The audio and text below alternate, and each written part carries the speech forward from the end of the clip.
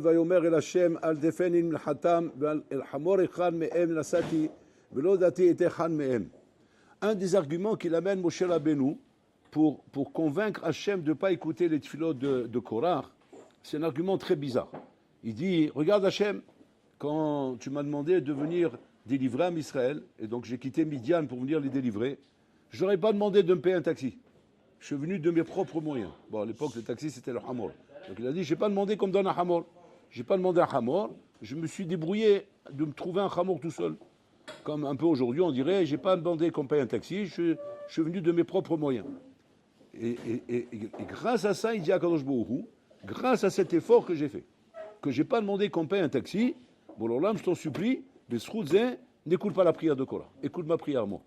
Bon, c'est bizarre un peu. C'est bizarre, quoi. Moshe Rabbeinu, il a que ça comme argument de srout pour que sa prière soit écoutée. Qu'il manque des arguments pour Moshe Rabbeinu. Tout ce qu'il a fait, tout son parcours, toute son histoire, tous les sacrifices qu'il a fait pour Am Israël. Il n'y a pas de quoi, comment dire, argumenter les paroles de Moshe Rabbeinu. C'est ça que tu vas argumenter. Si demain, toi, tu devais argumenter pour essayer d'avoir, mamash, comment dire, gain de cause.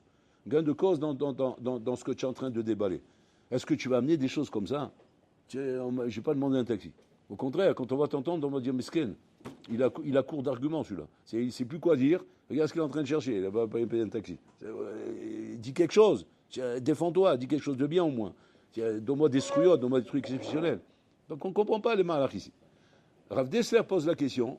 Et il ramène dans Mirta Vinyahu, là-bas, il ramène ce yesod à partir du sipour qu'on ramène à chaque fois.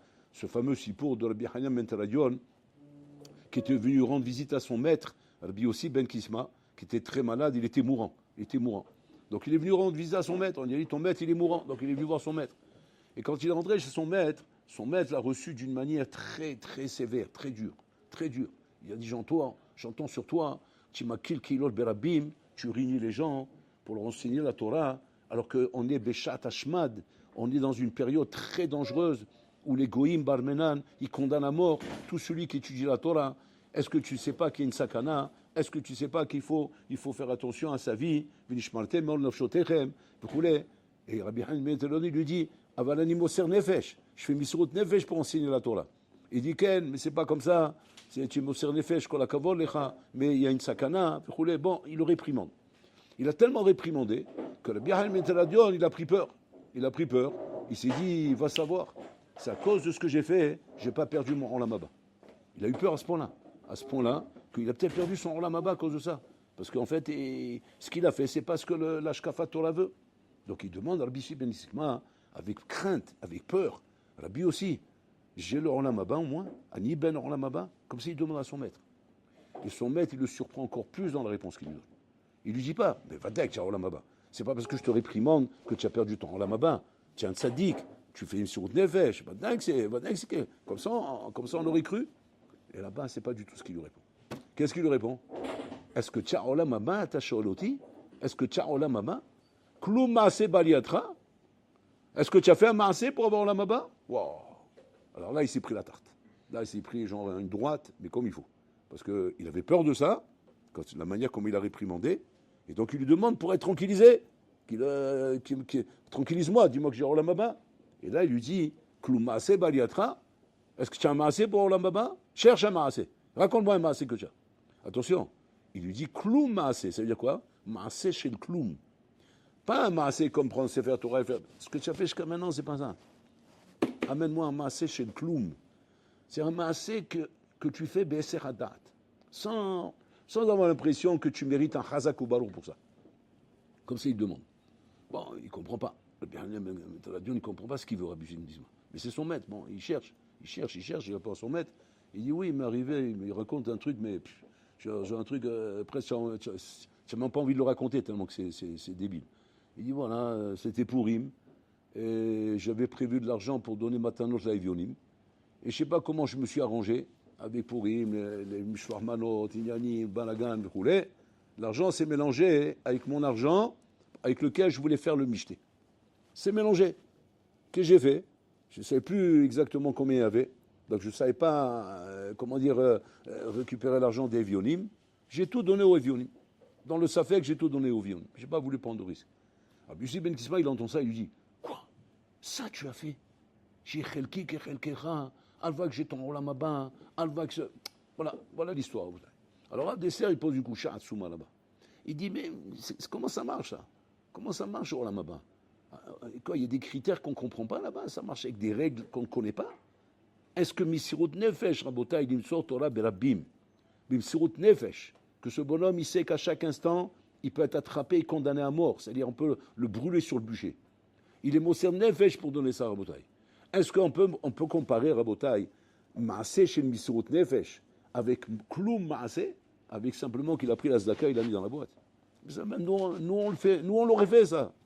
J'imagine, n'importe qui d'entre vous ici, il aurait, on ne parle pas de millions, on parle une petite somme de Zdaka, parce que là-bas, il n'est pas en train de parler de millions, il parle d'un petit tafranim, c'est d'avrichim, ça, ils ont pas, ils ont de quoi, donc, et là-bas, moi je te laisse Zdaka.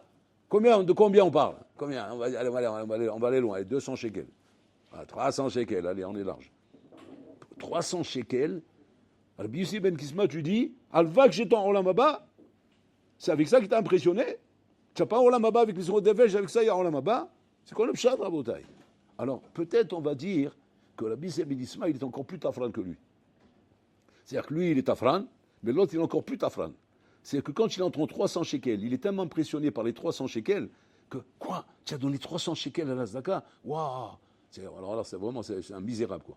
C'est un tafran, c'est un tafran, mais lui, c'est le roi des tafranim. Donc il est impressionné par la somme. Impossible. Le Pirkei Avot, il nous raconte que la bisque biskma ayoler badeler. Vous connaissez ce Pirkei Avot. Et puis, Tom, un bonhomme l'a rencontré. C'était le président d'une Keila qui l'a rencontré. Il a dit, Rabbi aussi, je sais sur toi que tu es un grand Tana, tu es un grand Hacham. Tavo la goritanu mabdina shenanu. Viens habiter dans notre village. Et je te promets, Elef alfe dinare za'av. 1 million de dinare za'av. Ce que ça veut dire 1 million de dinare za'av à Botaï? À l'époque, avec 200 dinare za'av, on vivait 1 an. Alors fais le calcul. Fais le calcul, Habibi, comme il est prêt à lui donner celui-là. C'est avec ça, tu vivais 1 an au large, bien au large. Imagine-toi, tu prends une paye aujourd'hui, une paye pour être au large, on va dire c'est quoi? C'est 5 000 euros, on va dire, comme ça, je sais pas, peut-être plus, je sais pas. Tu multiplies ça à Botaï par je sais pas combien pour arriver à réunir la somme de 1 million de dinare za'av. Il a dit, tu viens, je te donne cette somme. Et s'il faut, je t'ajoute. Qu'est-ce qu'il lui dit, Rabbi Kisma? Il lui dit, même si tu donnes tout l'or et tout l'argent du monde, si tu réunis tout l'argent qu'il y a sur la planète Terre, oui, et tu me le donnes, je ne viendrai jamais là-bas, j'habiterai toujours dans un Makom Torah. Donc, qu'est-ce que tu vois de ceci pour? Que Rabbi Kisma ne se laisse pas impressionner par l'argent. L'argent n'impressionne pas. Donc, Vaddaïk, ce n'est pas 300 shekels qui vont l'impressionner. Donc, si 300 shekels n'impressionnent pas, et que Misirut Nefesh, oui, ça devrait l'impressionner. Comment ça se fait qu'il dit à Rabbi Ahmed El Adiot, si tu as fait ça, tu as olam haba, mais ça non, c'est rien du tout. Qu'est-ce qu'il répond Rav Desser? Rav Desser, il répond comme ça. Écoutez bien ce qu'il répond. Il répond là-bas qu'on ne peut pas évaluer, Rabotai, la grandeur d'un Ben Adam par rapport à la grandeur de ses maasim. Un Ben Adam on ne l'évalue pas par rapport à la grandeur de ses maasim. Pourquoi? Parce que tout maasé gadol impressionne n'importe quel Ben Adam. Même le bonhomme le plus vide, le plus bas, il est impressionné par un grand maasé. Quand un homme il est en train de faire un grand maasé, il est impressionné par le grand maasé. Et donc, comme le maasé l'impressionne, donc peut-être que c'est ça qui l'a poussé à faire ce maasé. Parce qu'il est impressionné par le maasé. Et tout le monde c'est comme ça, tout le monde c'est comme ça, que quand il sait qu'il est en train de faire quelque chose d'exceptionnel, et on lui dit maintenant, la misva que tu es en train de faire, wow, elle fait bouger le kissa kavod. Le bonhomme il est emballé, il veut faire le maasé. C'est d'ailleurs, tu vas dire, mais en attendant, il a fait boucher le kissa kavod. Un truc comme ça, donne le olam haba ben Adam, jamais de la vie. Elle lui donne le olam hazé, mais elle ne donne pas olam haba. Pourquoi elle lui donne le olam hazé? Parce que dans le olam hazé, pour pouvoir continuer à avancer, il faut des trucs motivants. Et le maasot. Pour avancer dans la vie, il faut des choses qui motivent. Et les choses qui motivent, entre autres, c'est des grands maasim. Les grands maasim motivent les gens. J'ai fait le chasse, j'ai fait ça. Ça motive. Ça donne olam haba? Non. Qu'est-ce que ça donne? Olam hazé. Maintenant tu dis, oui, alors qu'est-ce qu'il faut pour olam haba? Des petits maasim. Des trucs qui t'impressionnent même pas. Des trucs que tu serais même pas, comment dire, tu serais même pas intéressé à ça. Et que tu es prêt quand même à les faire. Ça prouve ici effectivement qu'il y a des valeurs chez toi. Il y a des valeurs chez toi si tu es prêt à faire ce genre de choses. C'est qu'un homme rabotaille qui ne trouve de la motivation que dans les grands maasim. Et qui ne trouve pas de motivation dans les petits maasim, okay? Parce que là-bas, c'est banal. Ils banalisent. C'est trop banal. Je ne sens pas que je fais quelque chose d'exceptionnel. Et quand je ne sens pas que je fais quelque chose d'exceptionnel, je ne sens pas de motivation. Et donc, comme je ne sens pas de motivation, donc ça ne m'emballe pas. Par contre, dès que j'entends un truc où ça me met en challenge, ça me met à l'épreuve, ça me fait faire des grandes choses, ah là, je suis là. Là, ça m'emballe, tout de suite, je suis là. Donc, c'est-à-dire que ce bonhomme, en vérité, Rabotai, n'a pas compris, Rabotai, pour que la valeur n'est pas évaluée par rapport à la grandeur du maasé, mais par rapport à la valeur que tu as toi.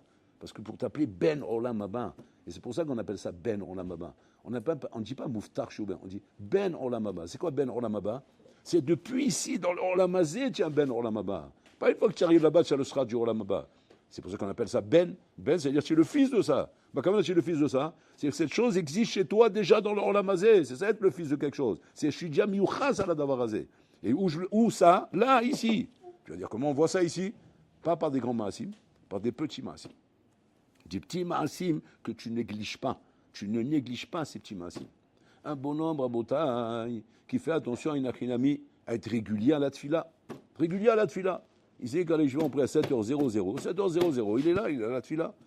Seulement, ce genre de truc ne l'impressionne pas. Il n'est pas impressionné par ça. Donc, automatiquement, il n'est pas très motivé par ça. Okay? Par contre, si maintenant on lui donne l'idée de quelque chose d'exceptionnel, qui va tout de suite lui donner l'impression qu'il fait quelque chose de très grand, tu vas voir, il va être là. Alors, l'erreur qu'on va faire, c'est quoi? On va dire, c'est un Ben Adam, c'est un bonhomme. Tu vois, parce qu'il a été capable de faire. Regarde ce qu'il a fait. Il a pris 100 iPhones, il a cassé. Quelle force! Il mérite la Légion d'honneur. Je ne sais pas si ça existe encore. Ça existe, la Légion d'honneur? Ça existe encore? La Légion d'honneur. Il mérite la Légion d'honneur. Il a cassé son iPhone. Mais il se lève tous les matins à la tefila. Je dis, ok, il se lève. Tu ne m'impressionnes pas avec ça. Il a cassé l'iPhone. Ça veut dire, il a cassé l'iPhone. L'iPhone, c'est quelque chose. C'est Hedek Mimeno. C'est son nefesh. Il a tué son nefesh. Alors que se lever le matin à la tefila. Moi, il se lève le matin à la tefila. Ici, la Sougia nous apprend tout à fait le contraire. Pourquoi? Tu n'impressionnes personne avec ça. Tu as cassé ton iPhone, c'était la moindre des choses que tu devais faire, Habibi. Que tu veux en plus Hazak ou Baruch. Allez, Hazak ou Baruch. Ashrecha. Ashrecha que tu as cassé ton iPhone. Ashrecha que tu ne te drogues pas. Ashrecha que tu ne fais pas znout. Bientôt on va dire Hazak ou Baruch, tu as tué personne dans ta vie. Tu n'es pas un assassin. Hazak ou Baruch. Quel mec. Tu es un champion. Il n'y a rien à dire. Tu fais partie des tzadikim de Sodor. Qu'est-ce que tu as fait? Tu n'as pas fait le braquage. Regardez où on est tombé, Rabotai. Regardez dans quel dos on est tombé. On n'est même plus impressionné par les choses élémentaires de la vie. Te lever tous les matins à la tefila. Voilà, ça c'est élémentaire de la vie. Voilà ce qu'il va entendre Rabbi Ben Tisma. Kloum maaseh baliatra. Il y a chez toi des maaseh chez le kloum. Ça existe chez toi ça? Ça existe chez toi d'entretenir, Rabotai, une avoda régulière où tu impressionnes personne avec ça parce que quand tu vas raconter ça dans un shidour, on va m'appeler. Allô? Oui. On veut des renseignements sur Michael Memran. Qu'est-ce que vous dites sur lui? Vous voulez entendre des renseignements sur lui? Tous les matins, la tefila, 7h00. C'est tout ce que vous avez à me dire? Oui, c'est tout ce que j'ai à vous dire. Ça ne vous impressionne pas? Laissez tomber. Moi, je ne veux pas le shidour. Voilà comment je parle. Vous savez pourquoi? Parce que si en face, il n'est pas impressionné de ça, le bonhomme, c'est que la fille, elle vaut rien. Maintenant, qu'est-ce qu'elle aurait voulu entendre, la fille? Il a fini le chasse. Il a fini le chasse, tout de suite. On peut faire le chido ce soir. On fait le vort. Pas de chido, pas le peine de chido. On fait le vort directement. Moi, elle ne m'intéresse pas, cette fille. Pourquoi elle ne m'intéresse pas? Parce que regarde ce qu'il faut pour l'impressionner. Il faut faire le chasse pour l'impressionner. Et que le bonhomme, il se lève tous les matins à 7h00, ça n'impressionne pas. Et pourquoi? Parce que c'est banal. C'est banal. Je ne sais même pas pourquoi tu me racontes ça, Philou. Il n'y a rien d'autre à me raconter sur lui. Vous êtes à court d'arguments, quoi. C'est tout ce que vous allez me dire sur lui. Tellement c'est un tocard. C'est tellement un tocard que c'est ce que vous me racontez, qu'il se lève à 7h tous les matins. Là, on voit dans l'histoire le contraire de tout ça. Ça vous montre, à Botaï, combien on est des années-lumière à Botaï du Hémet. Combien on est loin du Hémet. Et qu'Hachem ne demande pas des choses compliquées. Hachem ne demande pas des choses compliquées. On est dans un dor compliqué. Le dor, il est compliqué. Et le dor nous donne l'impression, comme c'est dans le dor, on croit que Hachem, c'est pareil. Comme dans le Dor, on est impressionné que par des gros chiffres. Aujourd'hui, un jeune, s'il ne gagne pas 50 000, 100 000 euros tous les mois, Habibi, mais ça ne l'impressionne pas. Je t'ai trouvé un boulot régulier. Tous les mois, tu vas gagner 2650 euros. Tranquille. Comment laisse-moi tranquille? Mais je t'ai trouvé un boulot, c'est régulier, c'est tranquille, c'est bien. Ouais, tu conduis le métro et tu reviens. Laisse-moi tranquille, moi. Qu'est-ce que tu veux alors? Moi, je veux minimum 80 000 euros tous les mois. Ça lui parle pas, c'est pas comme ça. Aujourd'hui, on est dans un dor de fou. Un dor où on est dans le dor qu'on appelle, mamash, le dor de la folie des grandeurs. On est dans la folie des grandeurs. C'est-à-dire, les grandeurs, c'est quelque chose de bien, mais il ne faut pas que ce soit la folie. Si c'est la folie des grandeurs, ça ne marche plus. Grandeur, c'est bien, mais il ne faut pas que ce soit la folie. Comment on évalue Rabotaï qu'une grandeur chez un Ben Adam n'est pas devenue une folie? Comme il a vérifié Rabbi Ben Gisma. Rabbi Ben Gisma n'est pas en train de dire que ce que tu fais avec ton Sefer Torah ne vaut rien. Hazé Shalom. Personne ne pourra dire ça. Personne ne dira à quelqu'un, tu as fini le chat, ça vaut rien. Hazé Shalom. C'est pas ça le pshat. Peut-être que ça vaut quelque chose. Mais si c'est ça une achinami qui te projette dans ta avoda, alors ça vaut rien. C'est-à-dire, si tu n'as pas d'autre projection que ça, et que les petites choses ne te touchent, ne te font rien au niveau motivation, ça vaut rien. Ça vaut rien, parce qu'en fait, c'est le feu d'artifice qui t'impressionne, c'est pas le truc. S'il y a ça derrière, et en plus il y a ça, ah oui, c'est-à-dire qu'en fait, Maché Mochiar, Amasa Mochiar Rabotai, que ce qu'il est en train de faire avec son Sefer Torah et qui fait Mamma du Sirut Nefesh, le Maasé Mochiar, c'est Nachinami, son clou Maasé Baliatra. Ça Maasé Mochiar. Alors ça, effectivement, ça met en valeur ça là-bas, et pas le contraire, Rabotai. Pas le contraire. Pas que je vais dire à un Ben Adam, ah, parce que tu m'as kilkilo le Berabim, à côté de ça, tu te lèves tous les matins à 7h00. Ah, heureusement que tu fais ça, parce que sans ça, ça vaut rien ce que tu fais. Là, le Sipour nous dit à Bitchko à l'envers. Bitchko à l'envers. Tu fais des grandes choses, tu finis le chat, tu fais ça, il y a fait Mérod. Mais qui me dit que ces choses-là, Inachinami, sont réellement parce que tu leur donnes de la valeur? Peut-être parce qu'elles t'impressionnent, ces gens-là, tu le fais, mais pas parce que tu leur donnes de la valeur. Où est-ce que je vais vérifier? Dans les petites choses. Et si le bonhomme, dans les petites choses, il est là-bas, alors ça prouve que chez lui, Inachinami, même ces grandes choses, elles viennent grâce à la valeur qu'il donne. Et pas parce que les choses l'impressionnent. C'est-à-dire, mamash, on l'a mafour, Haïti. On l'a mafour, Abotaï. Donc, c'est pas de la rigolade. Donc, c'est ce qu'il fait, Moshe Rabbeinu. Moshe Rabbeinu, il dit, bon, alors là, écoute ma prière. J'ai même pas demandé qu'on paie un taxi. Qu'est-ce qu'il met en avant, Moshe Rabbeinu? C'est Nora Vayom. Il ne met pas en avant. Mais comment? J'ai descendu la Torah du Mont Sinaï. Bon, alors là, il y avait tous les projecteurs dirigés vers moi. J'avais deux rayons du soleil qui sortaient de ma tête. Non, ça ne me donne pas le mérite que ma prière soit écoutée. Même pas en rêve, il ne parle même pas de ça, Birla. Pourquoi? Parce que lui-même, il est impressionné de ça. Lui-même, il a créé, quand il voit ces choses-là, n'importe quel bonhomme, tu vas l'impressionner avec ça. Ça ne veut pas dire que cette chose-là, elle a la valeur à ses yeux. Mais quand Moshe Rabbeinu, il te dit, il dit, quand je comprends bien où je suis.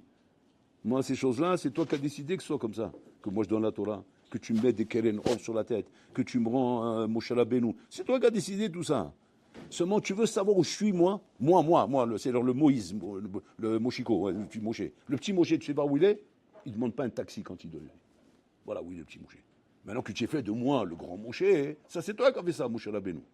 Mais moi, le Moshe, qui est né là-bas en Égypte, et qui est né là-bas, et qui est massé, est devenu ce qu'il est devenu, par rapport à des vraies valeurs qu'il a cultivées lui-même.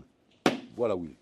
Et c'est comme ça, Rabotai, comme l'histoire qu'on raconte sur Moshe Feinstein, Rabotai. Cette vieille qui lui demandait tous les vendredis à quelle heure il rentre Shabbat.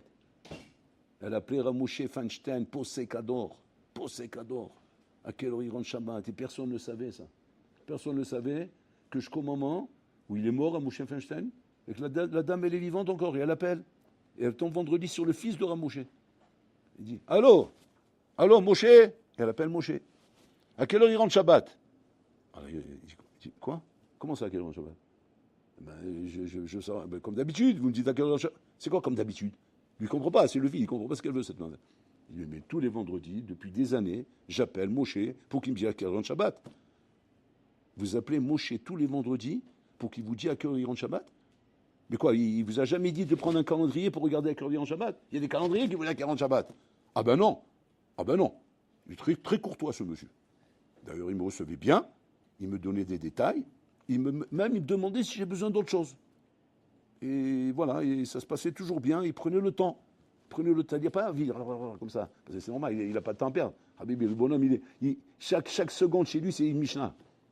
Et quelle Mishnah là? Il n'est plus dans les Mishnah, avec une abo là au téléphone en train de lui demander quel rend Shabbat. Ah, Moshe Feinstein, il marchait dans la rue. Un bonhomme, il appelle de loin. Moshe! Il se retournait. Mais c'est sûr que c'est pas toi qu'on appelle. Toi, tu t'appelles pas Moshe. Toi, tu t'appelles Rabbi Moshe. Si c'était toi qu'on appelle, on aurait dit Rabbi Moshe. Lui, il se retournait, Ken.